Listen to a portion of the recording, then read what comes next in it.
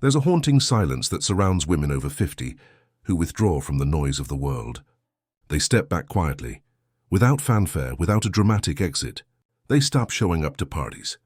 They stop answering texts as quickly. Their circles shrink, their calendars clear, and suddenly the woman who once seemed woven into the fabric of social life is absent. Not gone, not broken, just gone inward. And people notice. She's isolating, they whisper. She's lonely, or worse, she's bitter. But what if solitude is not loneliness? What if it is a choice? A deliberate, radical, almost defiant decision to step away from the spotlight and into the shadows of one's own mind. This is where the conversation takes a darker turn. Because when women over 50 choose solitude, they are not simply opting out of brunches and family gatherings. They are rewriting the rules of engagement. They are disrupting expectations that have been imposed on them since girlhood. Be social, be nurturing, be visible, be available. By choosing solitude, they are not just breaking habits, they are breaking identities. And that kind of rebellion is unsettling. It unnerves those around them. It unnerves society itself. Because solitude in a woman over 50 is not seen as empowerment, it is seen as threat. Think about it. We celebrate the young introvert who needs me time. We romanticize the 20-something traveler who wanders alone to find herself. But a woman over 50 who withdraws. She is branded as sad, difficult, unapproachable. People don't ask, what is she discovering? They ask, what went wrong? This double standard is the first glimpse into the dark psychology at play. Solitude, when chosen by an older woman, carries an almost gothic aura.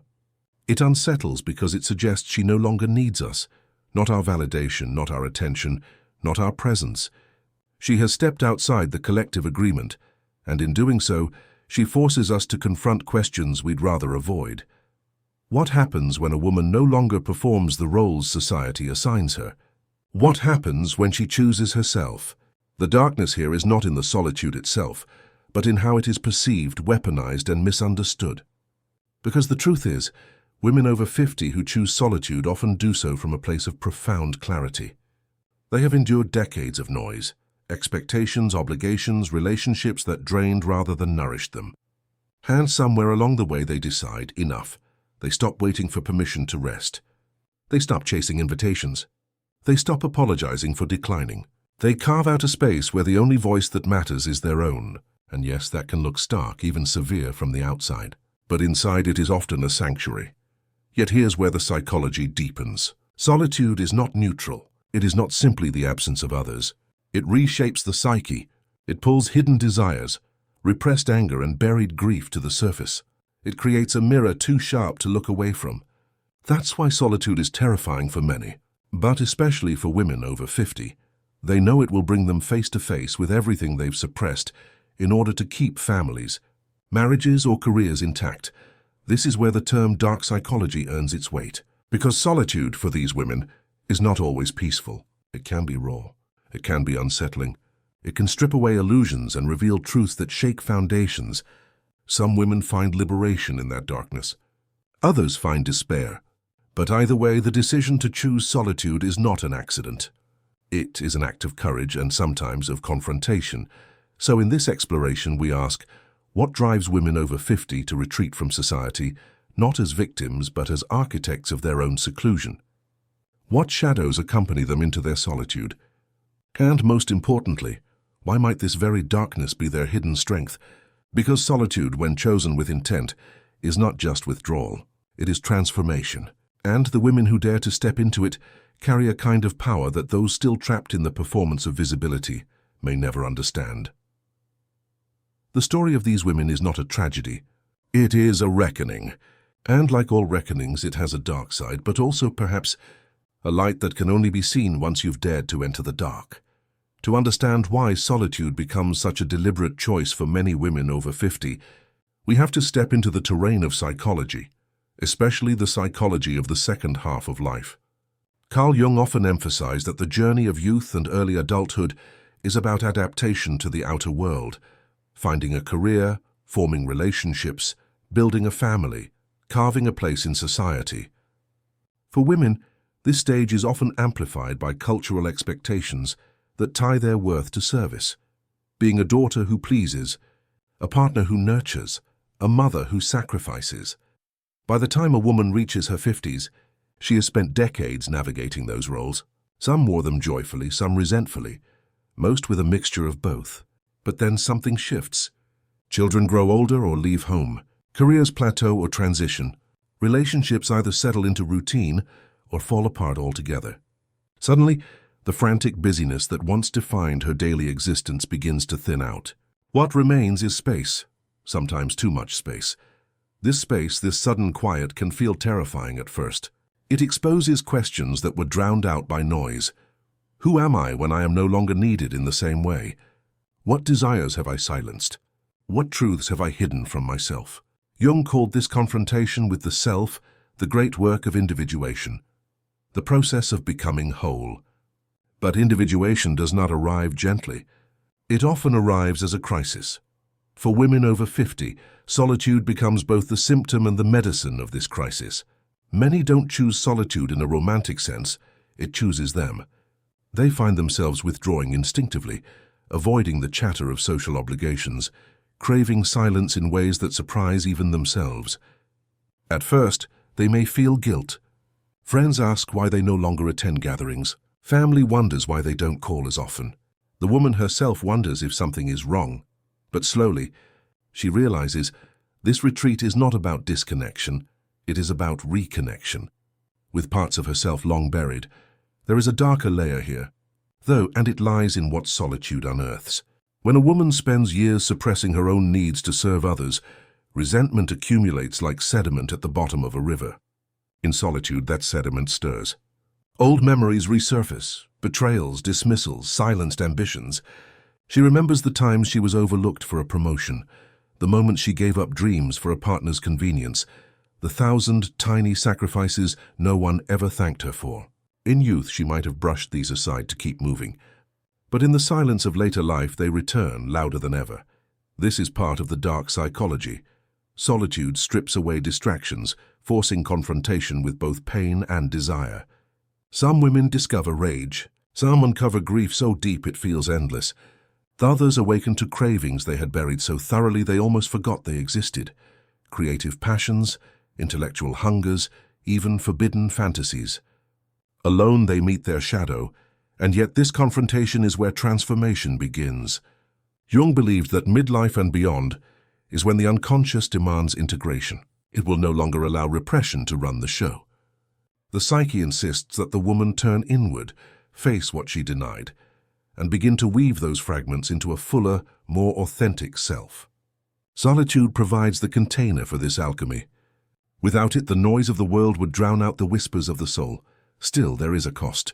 Solitude can be misread by those who don't understand it. A woman withdrawing into herself risks being labeled as antisocial, depressed, even unstable. The world is not kind to women who stop performing their expected roles. And so, alongside the inner struggle, there is an outer battle against misunderstanding and judgment. This double pressure, internal confrontation and external stigma, gives solitude its darker psychological undertones. Consider how different the cultural script is for men. A man over 50 who chooses solitude is often seen as wise, mysterious, reflective. His withdrawal is read as strength, even authority. But for women, the same behavior is read as weakness, bitterness, or decline. This is the cruel double bind women face. Solitude is not only a personal journey, but also a rebellion against the lens through which society insists on seeing them. And yet, despite the risks, women continue to choose it. Why? Because at some point, the call of authenticity outweighs the fear of judgment. They realize that they cannot keep living only for others. They refuse to numb themselves with noise. They would rather face the terrifying silence of their own soul than spend another decade performing for an audience that no longer matters. This is not the solitude of despair. It is the solitude of reclamation. But in its early stages, it feels dark because it dismantles everything familiar. To withdraw at 50 is to declare, consciously or not, that you are no longer playing by the rules of visibility, of niceness, of endless availability. And that declaration does not just change how others see you, it changes how you see yourself. Women over 50 who choose solitude are not running from the world. They are entering into the deepest confrontation with themselves, one that requires both immense courage and a willingness to face the shadows. It is in this confrontation that the seeds of transformation are sown. But to the outside world, all that is visible is the silence, the absence, the withdrawal. And that too is part of the dark psychology, because solitude for these women is not neutral. It is disruptive. It exposes everything, both within and around them, that resists truth. And that is why it unsettles us all. It is not the kind of solitude that romantic comedies portray, filled with wine glasses and laughter at one's own independence. It is rawer than that. It is filled with nights where silence presses heavily, with mornings where the mirror feels like an interrogation, with afternoons where memories long buried resurface like ghosts demanding acknowledgement. This is where the dark psychology deepens. Solitude is not only about absence, it is about revelation. The unconscious, when unmasked, does not always show beauty first. It shows wounds. It shows hunger. It shows the darker parts of the self that have been avoided for decades. For many women over 50, solitude is the threshold where they finally confront these shadows. And it is terrifying, because the culture never prepared them for this kind of encounter. Society teaches women to serve, to smile, to soften the edges of reality. But solitude sharpens. It strips away roles and identities until only the raw psyche remains. The woman who embraces it finds herself confronting questions of mortality, the inevitability of aging, the reality of impermanence. This confrontation is not simply philosophical, it is visceral. She feels it in her skin, in her bones, in the way her body no longer conforms to cultural ideals of youth. She cannot escape the truth of time, and in that truth she either collapses or awakens. The collapse looks like despair, withdrawal without purpose, a retreat into numbness. But the awakening, that is the power hidden in the dark psychology. It is the moment when a woman recognizes that invisibility is not a curse but a kind of freedom.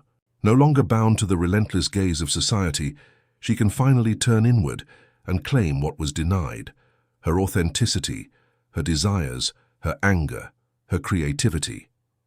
In solitude, she finds the audacity to exist on her own terms. But let us not romanticize too quickly.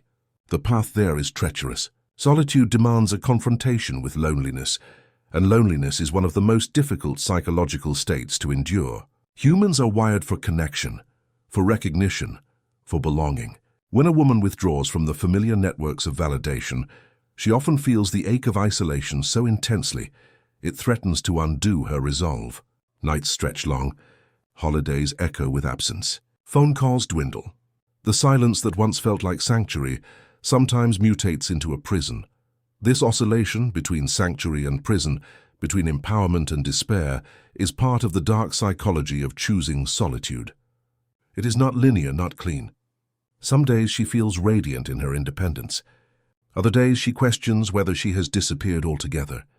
This instability is what makes solitude so powerful and so feared. It forces a constant negotiation with the self. There is also the matter of power. When a woman over 50 claims solitude, she disrupts the very power structures that sought to define her. A culture that thrives on women's availability, emotional, physical, social, suddenly finds her absence intolerable. She is no longer offering labor without acknowledgement, care without reciprocity, attention without end. She becomes in her silence a protest.